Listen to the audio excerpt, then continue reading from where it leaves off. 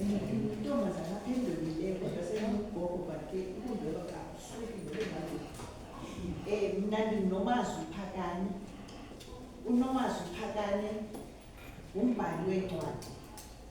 uNomazwi Phakane ubhalwe iincwadi ezininzi ekukhokoza kuzo endibe nethamsanqa lokuba i-department izitshumi izikumbele ikhathalogu. Andazi noba ninayo nekhathalogu but mna ndikhethe ikhathalogu yam kwi-Department of Education. Nansi apha.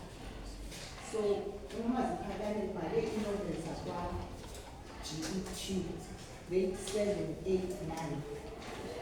9. Ndize apha kum ndiyayazi ukuthi nineencwadi nizisebenzisayo nizithembile, kodwa abanye basebenzisa iincwadi ezingekhoyo nalapha kwikhathalogu. Ndifuna ndithi ukuba kwenzeka njani lapha kwikhathalogu. I-Department of Education iyazibiza iincwadi from kwi-publishers. Ithi ogqiba izinike iitishara ezithile ukuba zizifunde, zizi-approve, zizogqiba ukuzi-approva. Ezo zi-approviweyo ziyabekwa, ziyafakwa apha kwikhathalogu. Ngoko ke according to our understanding as publishers, iincwadi ezifanele uba zisezibeleni zezi zilapha kwikhathalogu ngoba zi-approviwe yi-Department of Education. So uNomazwi Phakane ke ube nethamsanqa loba iincwadi zakhe ze-novel zibe lapha kwikhathalogu. Yiyo le nto engahlukaniyo nalokhathalogu.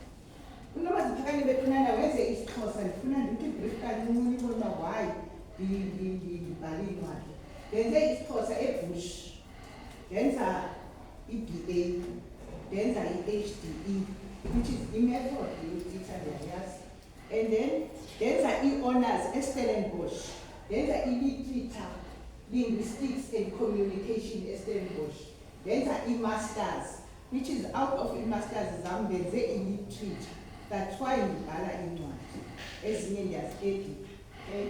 And then ngoku ndize kuni ke ngoku nezincwadi zininzi ke iincwadi esinazo, but ndize nezi uba ndizazi into yoba ziselektiwe i-department uba zisetyenziswe ezikolweni, but ke azikwazi usetyenziswa xa singazipromoti because ilisti yezincwadi inintsi.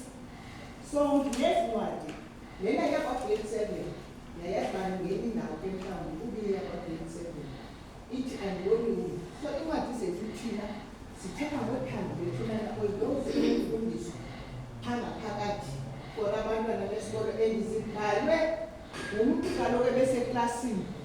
Nam ugosi wam ngumntu ebeseklasini, uyayazi ingxaki yabantwana phaya eklasini, and then zibhalelwa abantwana besikolo. Lena yakwa-grade 8 ikhona itishara yaseklasi, iklasi iyayisebenzisa le ncwadi. So lena yakwa-grade 9 ezinye izikolo ziyayisebenzisa le ncwadi. Unethi uGoni uyayisebenzisa le ncwadi, ihlazi yayisebenzisa le ncwadi. Nomisebenzisa ezincwadi, nosasazo phaya ziyazisebenzisa ezincwadi. Ndifuna ukuxelela ke into ebalulekileyo ebangibandise apho. Out of ezincwadi ndifumanise into yoba xa ndiya kwizikolo ezisebenzisa ezincwadi, abantwana bayothuka ukuba kanti ekhayeni kungakho umntu okwazi ubhala iincwadi. Abantwana bethu bacinga uba abantu ababhala iincwadi ngabantu abagulayo. Okwesibini, zonke izinto ezithi zisuka phi eRhawutini. Xa ndisithi mna ndifika, umzekelo ndikhe ndaya kwesinye isikolo esiyisebenzisayo le ncwadi, ndothuka imibuzo endiyibuzwa ngabantwana besikolo uba kusuke kwathini imisuzu ucingele nto. Yabona zii-questions ezi-outside i-content yencwadi. But ngafumanisa into yoba abantwana banomdla wokukwazi ukubhala, but abanayo i-chance yokufunda ukuba zifundiswa njani ukubhala. Nazo ke into endiyizeleyo ndicele nje-5 minutes ke kumiss. Eyesibini ke into ngencwadi zethu zikhona ziyafunda. Abantwana bethu mos bathanda le nto ngoku ngaphezu kwekhiliphepha sinazo apha ezi ncwadi ziyafundwa, zifundwa kwandim lo.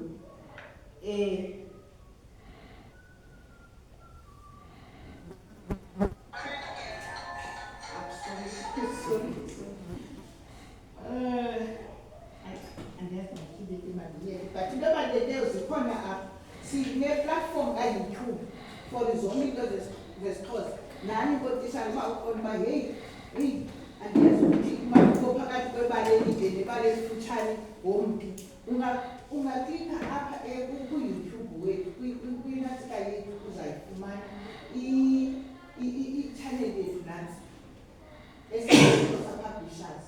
Zininzi izinto onozibona phaya nawe ungutishara mhlawumbi ezinye izikolekishi uba hayi ke uyabhuda kuphakanye ayenzeki kanje. So sendithethe into yoba imfutshane injalo nemilo engiyizeleyo kutishara. So enye into ke sinayo siqala ilive ke ngoku phaa e-training center opposite imbubuleko ikhona ilive phaa yevulwayo kuthiwa yi-MG Bookstore. Nokuba mhlawumbi esikolweni sakho nine-library unakho uyofumana iincwadi zininzi zimnandi. Abantwana bethu bafune into ezithetha ngothando bekumele siyabatsala ngoba bafuna into ezithetha ngothando. Enye into udlame soluninzi kakhulu apha ngaphandle.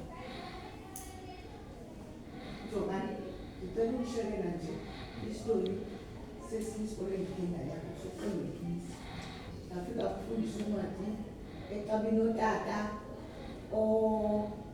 oshushayo athi awugqokushusha ayitye imali ephangela. Umama xa efika lo tata ubiza abantwana bambambe lo tata bamsetshe akhangele imali engabishiyekile. Ayizo zinto ezifanele ukufundiswa abantwana besikolo. Yiyo le nto besidakathekisa sivele ke inkamnkam.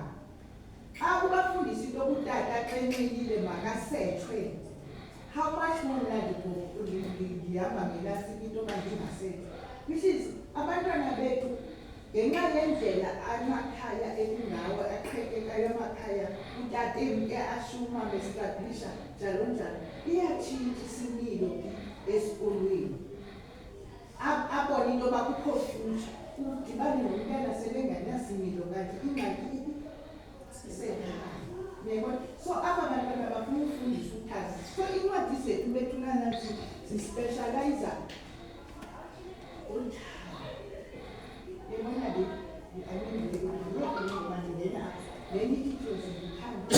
umntana esikolweni owaye ifundisa kakhulu ukukhetha itshomi. Grade 8 usuka kwa-grade 7 namntana efika kwa-grade 8 udibana nabantwana abaninzi. Kufuneka into yoba benobuchule bokuzikhetha itshomi. So lo thoza makuthethwa ngaye apha wayalwa kokwabo kodwa mntanam uzungangxameli ngento zothando ke uyazi ukuba zonke izinto uzazifumana xa ugqibile ukufunda. Nyhani uthoza into esenzeka xa efika kwitshomi afumane bathetha ngothando uyahamba ashiye itshomi ahlukane nazo.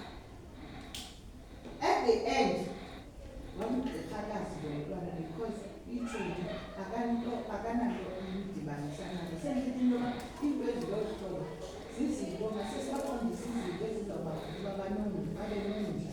Ikhona ke apha kwiYouTube apha